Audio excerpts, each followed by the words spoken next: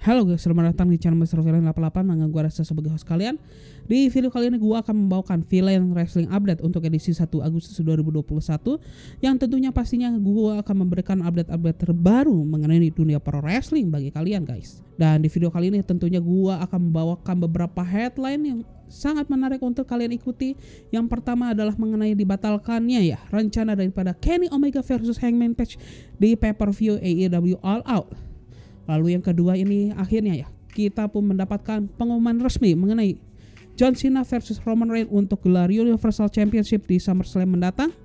Dan yang terakhir ini ada pernyataan yang cukup menarik dari Vince McMahon di minggu ini, yaitu adalah AEW bukanlah kompetisi bagi WWE seperti sebagaimana WCW dahulu. Atau bisa gue bilang gue akan memberikan rangkuman daripada financial call WWE untuk kuartal kedua. So tanpa panjang lebar lagi, kita masuk saja ke berita yang pertama, di mana berita pertama ini gue akan membawakan beberapa berita dari AEW. Dimulai dengan rencana daripada Kenny Omega versus Hangman Page yang dibatalkan untuk event AEW All Out mendatang.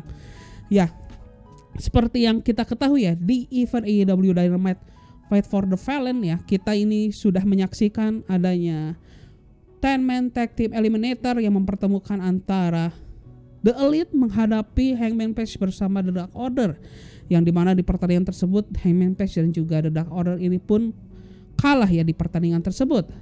Dan lantaran hal tersebut begitu ya, gua juga mendapatkan ada berita yang disampaikan oleh Dave Meltzer dalam Wrestling Observer newsletternya untuk di edisi minggu ini. Dia yang mengatakan bahwa build daripada Kenny Omega versus Hangman Page di AEW Dynamite ini, di AEW All Out ini pun dibatalkan. Yang walaupun memang sebelumnya itu memang mereka sudah merencanakan build ini dipersiapkan untuk AEW All Out, namun kini sudah berganti rencananya. Dan hal tersebut pun terjadi sebagaimana kita lihat di Fight for the Fallen kemarin, yang seperti gua bilang sebelumnya. Dan Baxter pun mengatakan bahwa tim komentator pun terlihat mempush daripada Christian Cage ya, yang dimana kemungkinan besar Christian Cage yang akan menjadi penantang bagi Kenny Omega di event All Out itu yang akan dilaksanakan di kota Chicago ya, by the way. Dan ada beberapa angle begitu ya menurut Dave Meltzer ya, dimana mereka ini akan melakukannya dengan cara triple threat match atau bagaimana, entah bagaimana yang akan terjadi begitu ya. Yang pasti akan terlibat itu adalah Christian Cage dan juga Eddie Kingston. Yang pastinya ya Christian Cage ini pun akan menjadi lawan utama bagi si Kenny Omega, dan dia pun akan mendapatkan major feud dia ya di Dynamite, yaitu dengan Kenny Omega mendatang. Dan Eddie Kingston ini juga dia kemungkinan besar juga akan dilibatkan di pay-per-view All Out mendatang, atau mungkin dia akan mendapatkan kesempatan di salah satu episode di televisi ya, baik itu di Dynamite atau di Rampage. Dan kita tunggu saja. Tapi apabila apa yang dikatakan sebagaimana yang dikatakan oleh Dave Meltzer itu benar begitu ya, maka kita harus menunggu lagi daripada Kenny Omega versus Hangman Page, yang sebenarnya ini sudah dibuild sejak AEW ini melakukan debut ya, di mana titik di pada saat Hangman Page ini kalah dari Chris Jericho ya dalam pertandingan inaugural untuk gelar AEW Championship. Dan hingga kini yang gua bilang ini merupakan salah satu storyline yang di build secara epic, mereka memperhatikan setiap poinnya begitu ya. Dan sebenarnya ini adalah salah satu big point ya daripada storyline Kenny Omega dan juga Hangman Page, atau bisa dibilang Hangman Page dengan The Elite gitu guys. Dan semoga saja ya, walaupun kita tidak akan melihat Kenny Omega versus Hangman Page di event AEW All Out mendatang, yang gua harapkan Hangman Page ini pun bisa kembali mendapatkan kesempatan itu, dan kita pun bisa melihat kelanjutan storyline antara Hangman Page dengan The Elite dan terutama dengan Kenny Omega ini ya, yang semoga saja puncaknya ini pun dilakukan dalam satu pay-per-view, yang gua rasa pay-per-view yang akan paling dekat atau paling possible untuk dilaksanakannya pertandingan antara keduanya itu adalah di event AEW Full Gear yang akan dilaksanakan di bulan November mendatang begitu guys. Namun tentunya ya dengan adanya dinamika yang terus berubah begitu ya, apalagi kini AEW pun sedang gencar-gencarnya ya merekrut para mantan penggulat daripada WWE ya, dan tentunya juga kalian seperti yang kalian ketahui ya bahwa AEW ini pun dikabarkan akan melakukan memberikan debut bagi CM Punk di event daripada AEW Rampage ya. Dan selain itu pun kita juga kemungkinan akan mendapatkan Daniel Bryan yang juga akan hadir di AEW Dynamite Grand Slam begitu di bulan September mendatang. Mungkin memang karena adanya kedua nama tersebut yang membuat tim kreatif daripada AEW pun merubah beberapa storyline yang mereka sudah build begitu ya, untuk memasukkan daripada kedua bintang besar itu yang semoga saja memang mereka hadir gitu ya di AEW.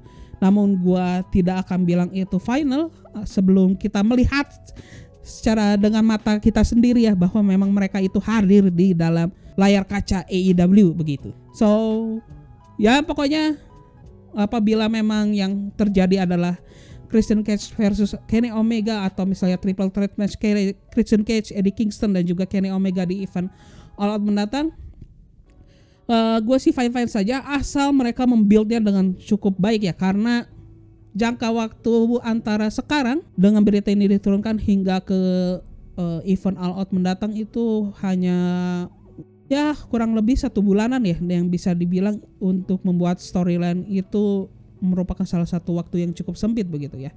Sebagaimana kita lihat biasa AEW membuat storyline itu apabila memang mereka serius atau bisa dibilang major storyline itu mereka biasanya membuatnya cukup dengan rapih dan waktunya itu tidak singkat gitu ya dalam mereka itu membuild storyline itu gitu.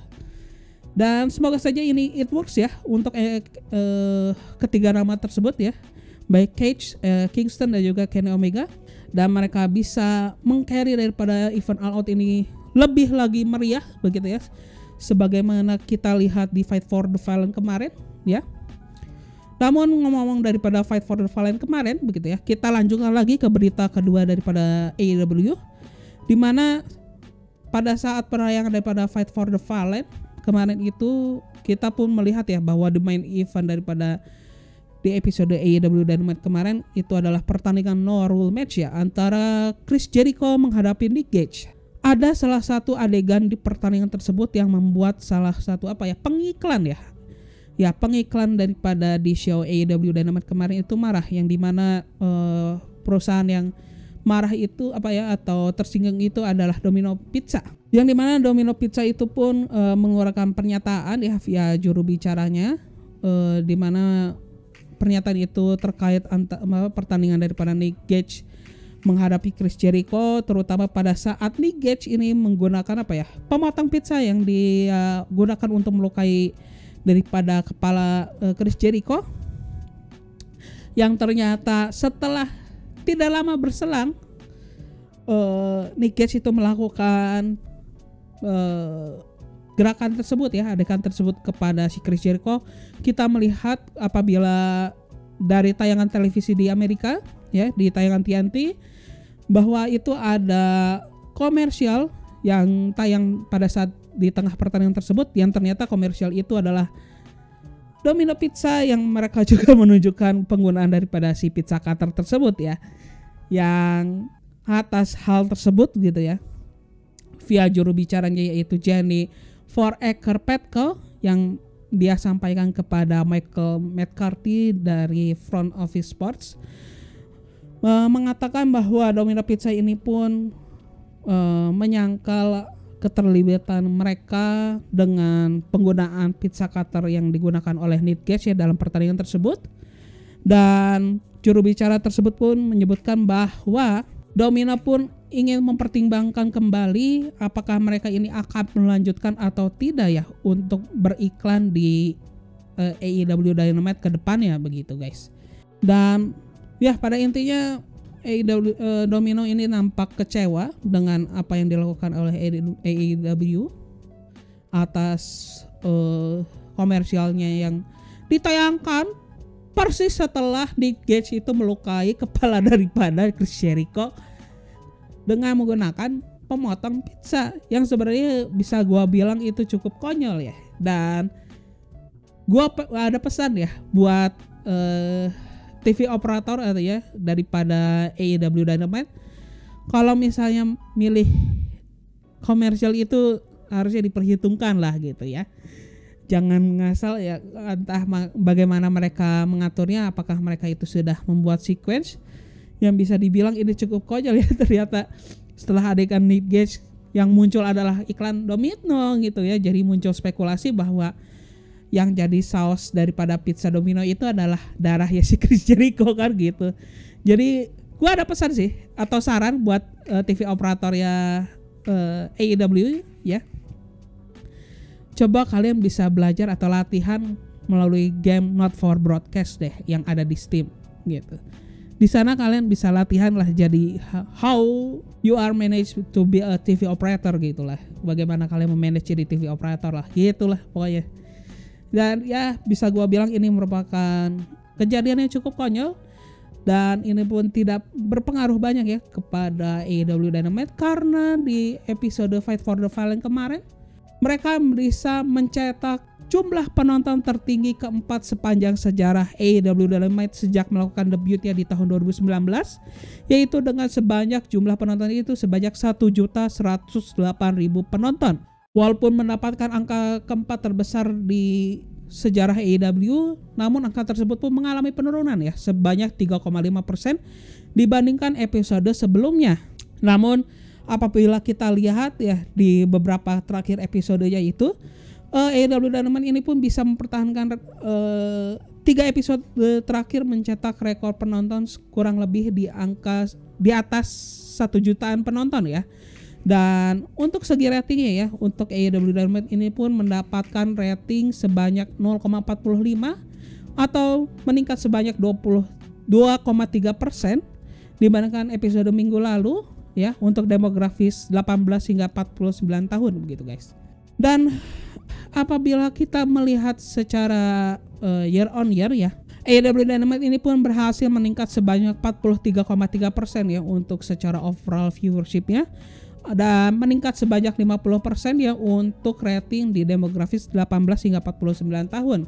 Seperti yang gua bilang ya di episode Villain Wrestling Update sebelumnya, bahwa penayangan daripada Summer Olympic di stasiun televisi NBC yang bersamaan dengan penayangan beberapa acara pro wrestling ini pun memberikan dampak ya, walaupun memang dampaknya ini pun tidak sebesar apa yang diduga sebelumnya gitu ya, karena kita bisa lihat bagaimana performa dari Raw dan juga dan AEW Dynamite itu masih bisa dibilang stabil ya, dimana mereka itu mengalami penurunan namun tidak terlalu tinggi ya, masih di bawah 10% ya bagi kedua show ini.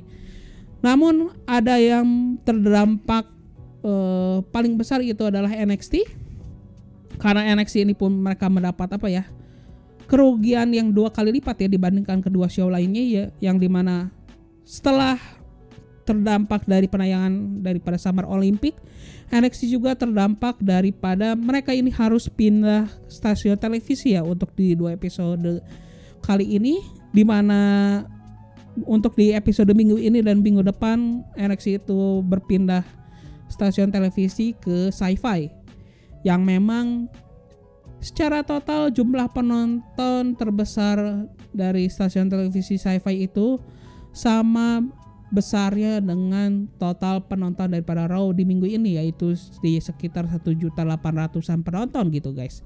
Jadi memang wajar saja untuk episode NXT minggu ini mereka hanya mencetak jumlah penonton sekitar 520.000-an penonton gitu.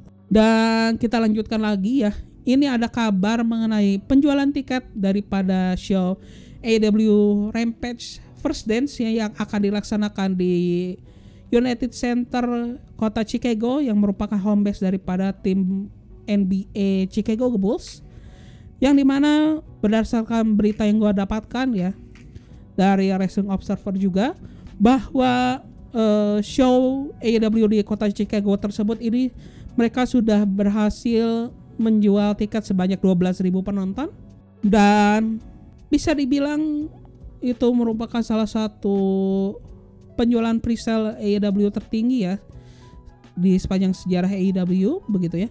Bahkan lebih tinggi daripada di event AEW Dynamite Grand Slam kemarin, yang dimana di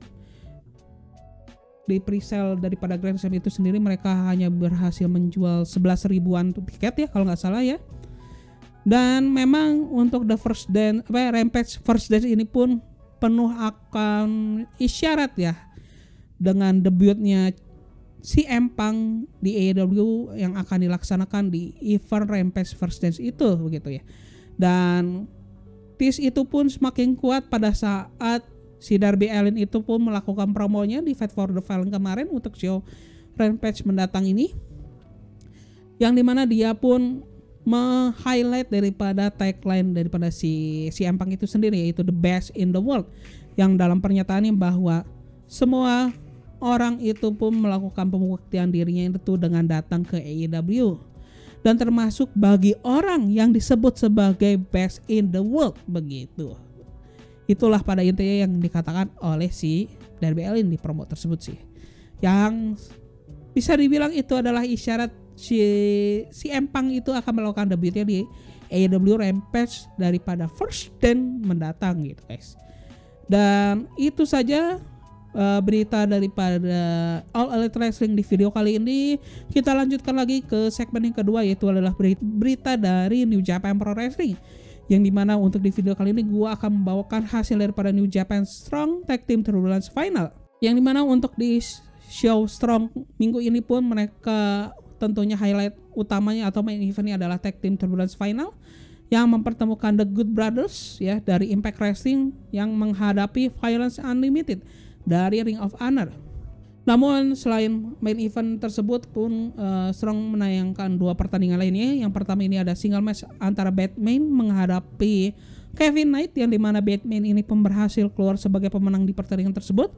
Lalu pertandingan kedua lainnya itu adalah pertandingan six man tag team match ya antara West Coast Wrecking Crew, yaitu Jorel Nelson bersama Royce Isaac bersama Mysterioso menghadapi Carl Frederick, Fred Rosser, dan Andrea Quest. Dan di pertandingan tersebut tim daripada Carl Fredericks itu pun berhasil keluar sebagai pemenang. Dan tentunya main event itu adalah Tag Team Turbulence Final, yang dimana ini pun mempertemukan The Good Brothers, yaitu Carl Anderson bersama Doc Gallows yang merupakan Impact World Tag Team Champion menghadapi Violence Unlimited, yaitu Brody King bersama Chris Dickinson. Dan di pertandingan tersebut kita bisa melihat ya bahwa The Good Brothers ini pun kali lagi menunjukkan kelasnya sebagai salah satu tag team terbaik di dunia, dan mereka pasti ya selalu mendominasi dunia persilatan daripada New Japan Pro Wrestling itu sendiri. Dengan mereka ini pun berhasil keluar sebagai pemenang daripada turnamen Tag Team Turbulence, dan setelah mereka memenangkan Tag Team Turbulence tersebut pun mereka pun sempat melakukan promo yang mengatakan bahwa mereka kini pun mengincar gelar IWGP Tag Team Championship ya, yang dalam promo tersebut mereka pun mengatakan bahwa mereka tidak peduli kapan akan dilaksanakannya atau di tempat mana akan mereka bisa merebut title tersebut. Namun yang pasti The Good Brothers itu pun mengincar title IWGP World Tag Team Championship untuk target mereka selanjutnya di New Japan Pro Wrestling gitu guys. Dan kita lanjutkan lagi ya dengan beberapa berita dari WWE, yang dimana gua akan memulainya dengan berita dari hasil show SmackDown edisi 30 Juli 2021, yang dimana show tersebut pun dibuka dengan segmen promo daripada John Cena, yang pada intinya kembali lagi ya John Cena ini menyinggung soal Roman Reigns, yang dimana memang seperti yang kita ketahui ya, Roman Reigns ini pun menolak secara mentah-mentah tantangan John Cena ya untuk memperebutkan gelar Universal Champion di event SummerSlam. Namun di tengah promosi tersebut gitu ya, kita pun bisa melihat adanya Baron Corbin yang menginterupsi segmen promo daripada John Cena. Yang bisa dilihat dalam interupsi tersebut ya, si Baron Corbin ini terlihat seperti orang yang depresi gitu ya, dan dia pun memohon pekerjaan kepada John Cena. Namun John Cena ini pun menolak apa yang dipinta oleh Baron Corbin, dan pada akhirnya pun ya John Cena pun malah memberikan attitude adjustment kepada si Baron Corbin. Dan kita pun berlanjut lagi, ada pertandingan single match ya, atau pertandingan pertama di show SmackDown malam tersebut, yaitu adalah single match antara Rey Mysterio yang ditemani oleh Dominic menghadapi SmackDown Tag Team Champion yaitu Jimmy Uso yang ditemani oleh saudaranya Jey Uso. Dan bisa dibilang di pertandingan tersebut pun memanaskan kembali ya persaingan untuk SmackDown Tag Team Champions antara The Mysterio menghadapi The Uso. Dan di pertandingan tersebut Rey Mysterio ini pun berhasil mencuri kemenangan daripada Jimmy Uso ya. Dan bisa dibilang ini adalah kemenangan pertama daripada Rey Mysterio ya pada saat feud antara kedua tim ini pun dimulai begitu guys. Dan kita pun berlanjut lagi, ada segmen promo daripada Bianca Belair, yang dimana dalam promo tersebut Bianca Belair ini pun kembali lagi diinterupsi oleh Carmella, yang dimana Carmella untuk kesekian kalinya meminta rematch untuk memperebutkan gelar SmackDown Women's Championship. Namun di tengah interupsi yang dilakukan Carmella begitu ya, kita pun melihat lagi adanya interupsi yang dilakukan oleh Zelina Vega, yang dimana Zelina Vega pun menginginkan kesempatan untuk mendapatkan bisa menantang Bianca Belair untuk gelar SmackDown Women's Champions ya gitu ya. Namun di tengah saat si Zelina Vega ini sedang melakukan promonya, kita bisa melihat si Carmella pun secara tiba-tiba menyerang Bianca Belair dari belakang, yang diikuti oleh Zelina Vega yang ikut-ikutan menyerang si Bianca Belair pula gitu ya. Dan tidak lama berselang pun kita melihat ada kejutan lagi di show SmackDown kali ini, yang dimana kita bisa melihat Sasha Banks ini pun melakukan comebacknya ya, setelah dia absen pasca event WrestleMania ke-37 kemarin. Dan pada saat itu pun si Sasha Banks ini pun langsung menolong Bianca Belair begitu guys. Dan dengan hal tersebut pun secara otomatis Carmella dan juga Zelina Vega itu pun meninggalkan arena daripada ring tersebut. Dan sudah kita pastikan bahwa yang menjadi main event di show SmackDown malam tersebut adalah tag team match antara Sasha Banks bersama Bianca Belair menghadapi Carmella bersama Zelina Vega. Dan selanjutnya ini ada single match untuk memperebutkan 24/7 Championship, yang dimana juara bertahan ini Reggie menghadapi Chad Gable, yang bisa dibilang ini merupakan pertandingan yang cukup atraktif ya, seperti sebagaimana Reggie lakukan, a lot of flip begitu. Dan pada akhirnya pun ya Reggie ini pun berhasil mempertahankan gelarnya setelah pertandingan ini pun harus berakhir dengan disqualification karena rekan daripada Chad Gable yaitu Otis ini menginterupsi jalannya pertandingan gitu ya. Dan bahkan Otis pun sempat melempar Reggie keluar daripada arena pertandingan tersebut. Namun hal tersebut pun tidak berdampak terhadap Reggie ya, karena Reggie ini pun berhasil mendarat dengan kedua kakinya. Dan kemungkinan besar kita akan bisa melihat bahwa Otis akan menantang Reggie untuk gelar 24/7 Championsnya di episode SmackDown yang akan datang gitu guys. Dan selanjutnya ini ada segmen penandatanganan kontrak untuk Roman Reigns versus Finn Balor ya, untuk memperebutkan gelar Universal Champions. Namun sebelum penandatanganan kontrak tersebut begitu ya, kita bisa melihat adanya promo daripada Roman Reigns, yang di mana dia pun menjawab promo daripada John Cena yang menyatakan bahwa John Cena menganggap diri Roman Reigns itu merupakan seorang pengecut gitu ya. Namun Roman Reigns itu pun membalas pernyataan daripada John Cena kepada dirinya itu dengan mengatakan bahwa John Cena itu adalah orang yang sangat boring, dia hanya menjual yang itu-itu saja, dia orang yang tidak evolve begitu. Setelah itu si Roman Reigns pun langsung menandatangani kontrak tersebut begitu ya, dan Finn Balor pun langsung mengambil kontrak tersebut begitu ya, dan dia pun dikatakan Roman Reigns itu ada benar ya mengenai John Cena begitu ya. Dan kau bisa lihat apa yang dilakukan oleh Finn Balor, di mana Finn Balor ini dia kembali ke NXT dan dia pun kembali ke SmackDown. Dia pun langsung mendapatkan kesempatan untuk memperebutkan gelar Universal Championnya gitu guys. Dan namun sebelum si Finn Balor ini bisa menandatangani kontraknya, kita melihat secara tiba-tiba si Baron Corbin itu pun menyerang si Finn Balor gitu ya, dan merebut kontrak tersebut begitu. Dan dia pun mencoba untuk menandatangani kontrak tersebut ya, untuk merebut posisi Finn Balor sebagai penantang Roman Reigns. Namun hal tersebut pun bisa digagalkan dengan datangnya John Cena tentunya ya, yang dimana si John Cena ini pun langsung memasuki arena pertandingan dan menyerang si Corbin, dan tentunya memberikan attitude adjustment kepada si Corbin. Dan pada akhirnya John Cena lah yang berhasil menandatangani kontrak untuk memperebutkan gelar Universal Championship. Dan setelah itu pun kita bisa melihat ekspresi sebagaimana sebatapa murkanya ya si Roman Reigns kepada si John Cena ini gitu guys. Dan kita pun berlanjut ada six man tag team match ya antara Big E, Cesaro, Shinsuke Nakamura bersama Rick Books menghadapi Dolph Ziggler, Bobby Roode dan Apollo Crews yang tentunya ditemani oleh Commander Aziz ya. Yang bisa dibilang ini merupakan pertandingan cukup singkat namun bisa menghibur ya, karena kita bisa melihat adanya highlight yang diberikan oleh setiap peserta yang terlibat di pertandingan tersebut ya. Namun pada akhirnya pertandingan tersebut pun berhasil dimenangkan oleh tim Big E, Cesaro dan juga Shinsuke Nakamura. Setelah Shinsuke Nakamura ini pun berhasil mengeksekusi Kinshasa kepada Apollo Crews dan memenangkan pertandingan tersebut via pinfall. Dan selanjutnya ini kita pun ada video footage yang mempertunjukkan Seth Rollins yang menyerang Edge secara brutal dan habis-habisan, dan dia pun sempat membantingkan salah satu kameranya ke wajah daripada si Edge gitu. Dan ini pun semakin memanaskan ya rivalitas daripada Edge dan juga Seth Rollins yang memang mereka build untuk dipersiapkan di event SummerSlam mendatang gitu guys.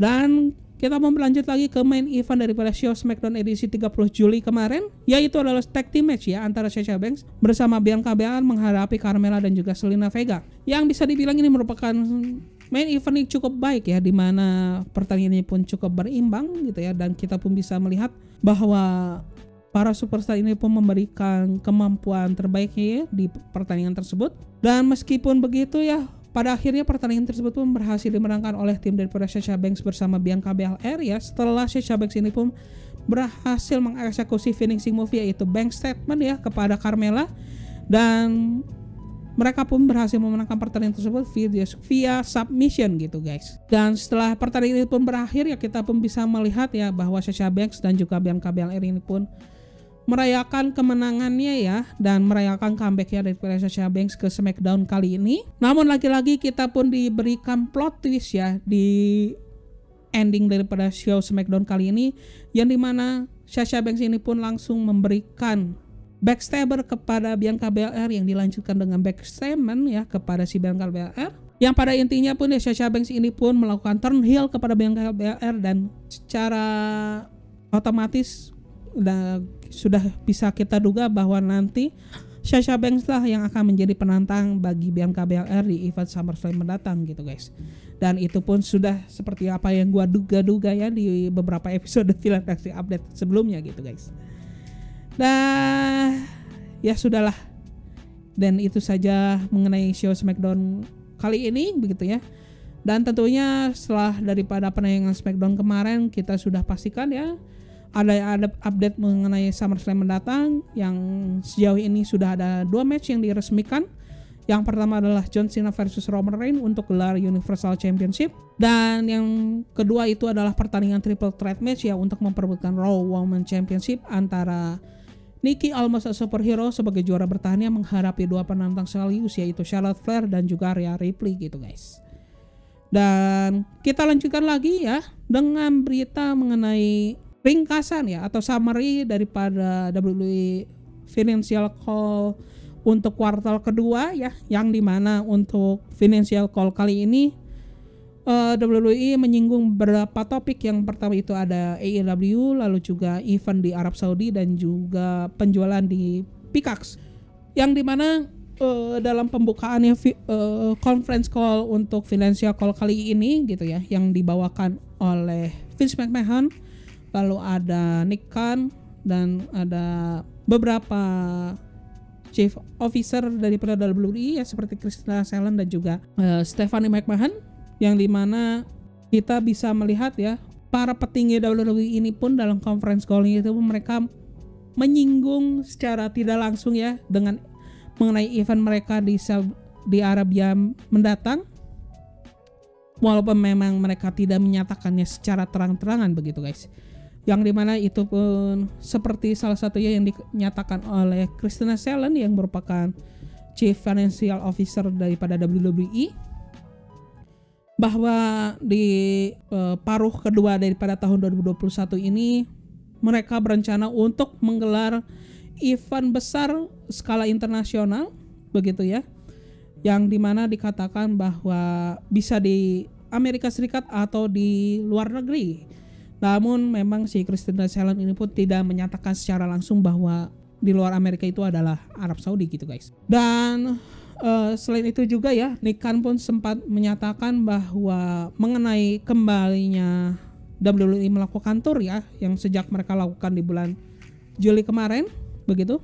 Mereka mengatakan sebagian besar ya, mereka mengatakan sebagian besar live event daripada WWE ini pun bisa dibilang Pak ya, performanya itu pun melebihi daripada performa yang mereka dapatkan di beberapa kota yang sebelumnya mereka sudah visit ya, baik itu secara pendapatan dan juga penjualan merchandise gitu guys.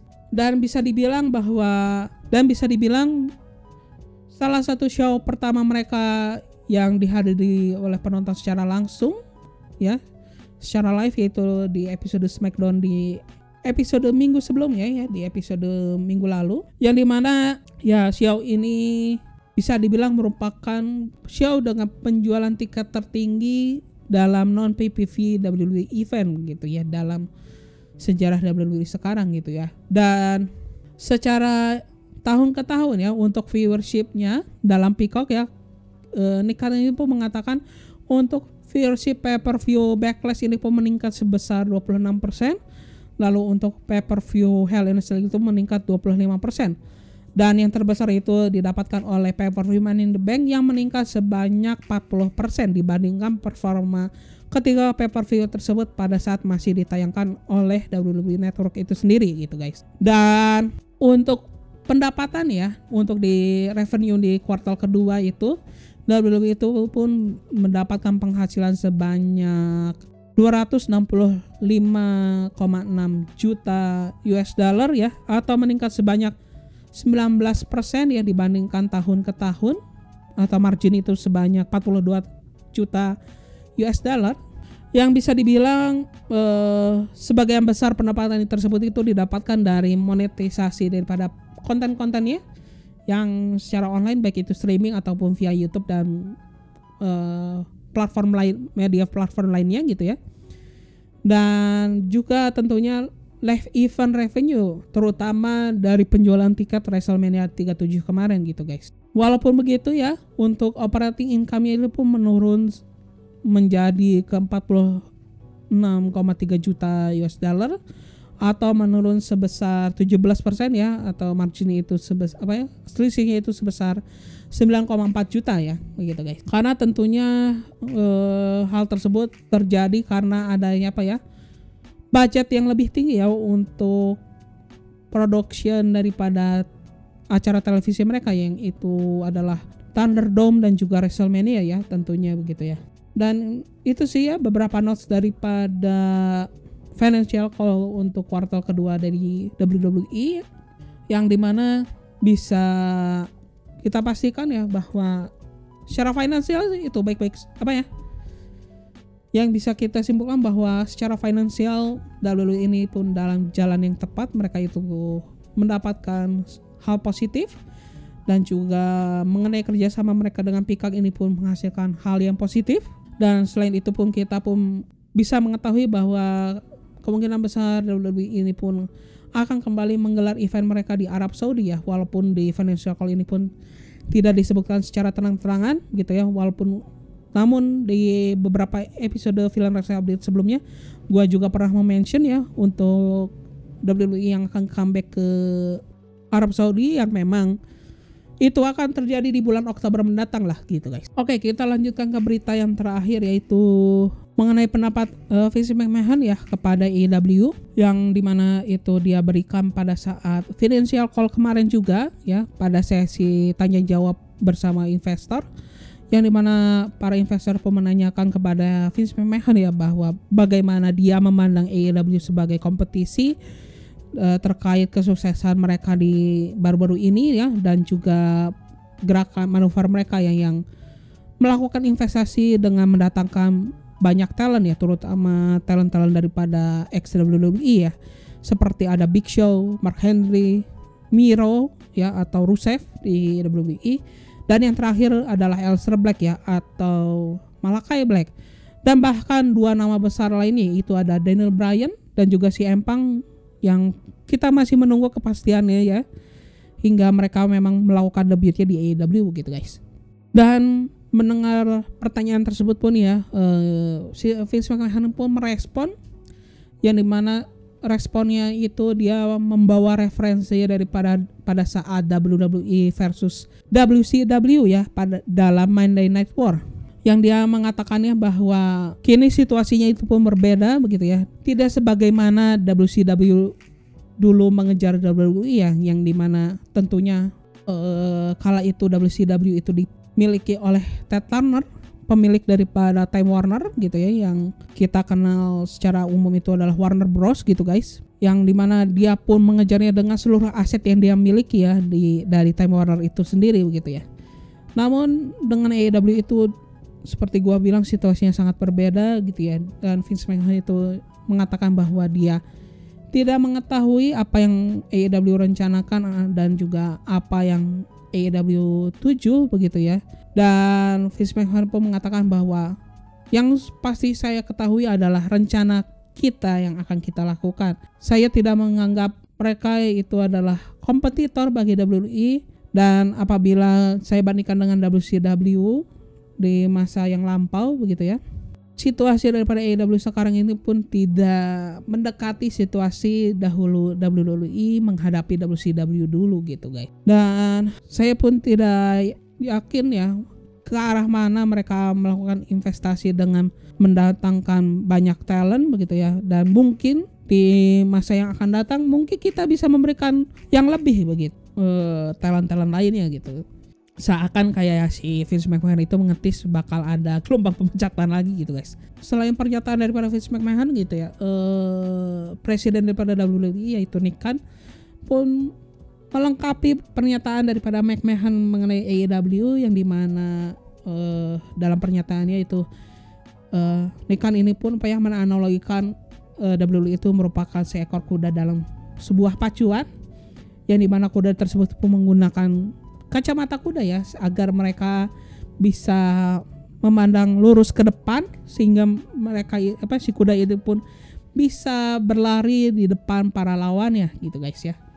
Dan dia pun mengulang pernyataan dia sebelumnya, seperti pernyataan everything is competition ya, semuanya itu adalah berkompetisi, yang memang dia pernah gunakan dan juga Triple H itu pernah gunakan ya sebelumnya ya, pada saat mereka menyinggung soal AEW begitu ya.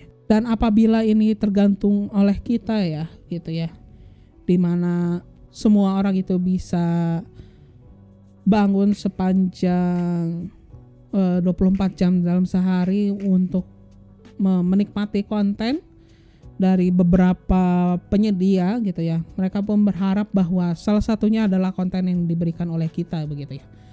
Dan kita pun tidak melihat organisasi manapun itu sebagai sebuah kompetitor gitu guys. Ya, walaupun kita melihat semuanya itu sebagai kompetisi, namun kita mencoba untuk melihatnya dalam sudut pandang yang berbeda lah gitu. Pada intinya begitu. Baik Vince McMahon dan juga Nick Khan menyatakan bahwa AEW itu masih jauh levelnya dibandingkan posisi WWE sekarang gitu. Dan itu saja ya yang bisa gue sampaikan di video kali ini. Dan apabila kalian menyukai video kali ini, silahkan klik tombol like. Dan bagi kalian yang menyukai mengenai perkembangan dunia pro wrestling dan terutama industrinya juga gitu ya, silahkan kalian subscribe channel Mr. Fidan 88 ini gitu ya. Dan akhir kata gue Reza sebagai sekalian izin pamit ya guys ya, bye bye.